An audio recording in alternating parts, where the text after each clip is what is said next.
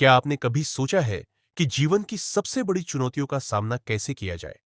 भगवद गीता का पहला अध्याय अर्जुन विषाद योग हमें उस गहरे संघर्ष से परिचित कराता है जब अर्जुन अपने रिश्तेदारों के खिलाफ खड़ा होता है। यह कहानी है साहस, निर्णय और कर्तव्य की, एक प्रेरणा जो हमें सिखाती है कि कठिनाइयों में भी आगे बढ़ना जरूरी है। चलिए हम इसकी गहराइयों में उतरते हैं।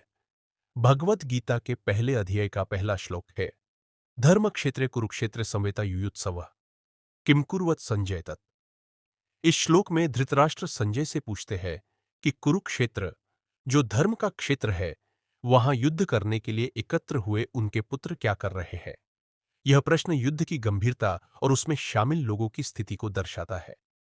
कुरुक्षेत्र के युद्ध भूमि पर अर्जुन अपने धनुष बाण के साथ खड़ा था। उसके सामने सगे संबंधी, मित्र और गुरुजन थे। जैसे ही उसने उन्हें देखा, उसका मन विषाद और संदेह से भर गया। अर्जुन ने अपने सारथी श्री कृष्ण से कहा, हे कृष्ण, मैं इन लोगों के खिलाफ युद्ध नहीं कर सकता। यह मेरे लिए बहुत कठिन है। श्री कृष्ण ने उसे समझाया कि यह युद्ध केवल बाहरी नहीं, बल्कि आंतरिक संघर्ष का भी प्रतीक है। हमें अपने कर्तव्यों का पालन करना चाहिए, चाहे परिस्थिति कितनी भी कठिन क्यों न हो।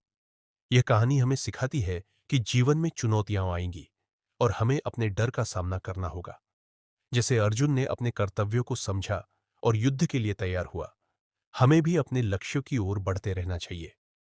अर्जुन की यह यात्रा हमें प्रेरित करती है कि सही निर्णय लेने में साहस दिखाना जरूरी है।